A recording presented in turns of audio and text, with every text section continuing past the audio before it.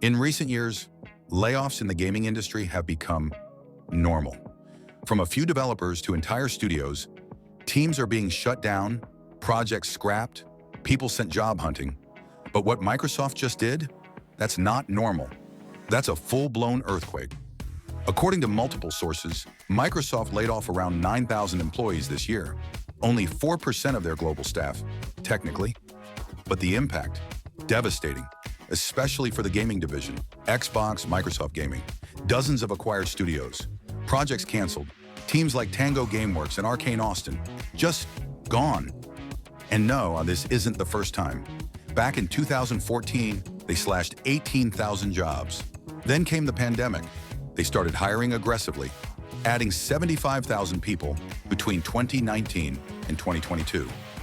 But the tide turned. In 2023, they laid off 10,000. In 2025, it got brutal. 2,500 in January, 6,000 in May, and a record-breaking 9,000 in July. And the year's not over yet. So why? Why is Microsoft firing thousands of employees during a profitable era? The first and biggest reason, artificial intelligence. Microsoft invested $80 billion into AI infrastructure, and now it's cutting human workers to make room and recover the cost.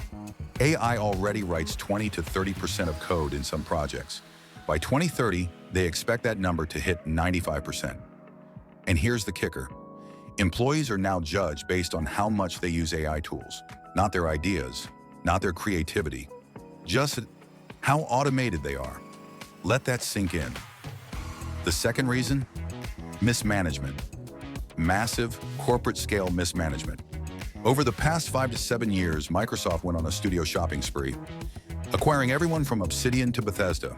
But owning studios doesn't mean you know how to run them. Teams were stripped of independence, pushed toward deadlines and priorities they never signed up for, and slowly, things fell apart. Lionhead, Bungie, The Initiative, even the long-awaited reboot of Perfect Dark, canceled after 7 years in development. Meanwhile, Sony, sure, they've had missteps, but they often know when to give creative teams space and when to kill a project before it burns the house down. Microsoft, they can't seem to find that line. Then there's Game Pass, the third reason. The subscription model thrives on volume, not quality, quantity over depth, more releases, more often, even if they're mid-tier. And that pressure, it kills innovation. It punishes risk. It buries creativity under spreadsheets and metrics. Even former studio heads have called Game Pass a damaging model, one that destroys traditional sales and undermines AAA development. And now we're seeing the consequences. Rare's Everwild, canceled. The Initiative, dissolved. Turn 10, the creators of Forza Motorsport, lost half their staff. ZeniMax, their new MMORPG, scrapped. Even Forza Motorsport, a flagship Xbox title, may never get a new release. Phil Spencer is still at the helm. Microsoft claims over 40 games are in development, but gamers, they're not buying it anymore. Because today's announcement might be tomorrow's cancellation. Perfect Dark was supposed to be the next big thing. Now, it's a cautionary tale. Fable, Contraband, State of Decay 3, still technically alive, but who knows for how long? Meanwhile, Xbox's marketing is, what even is it? Some trailers, a tweet, then silence. Instead of excitement, we get skepticism. Instead of anticipation, doubt.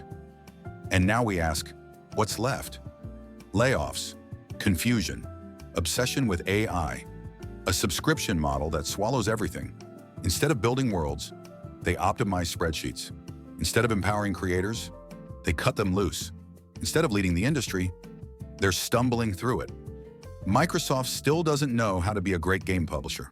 And players, they're starting to wonder, why get hyped for the next Xbox game if it might never come out at all? I play games so you don't have to. Subscribe if your brain needs a break, but your hands keep reaching for the controller anyway.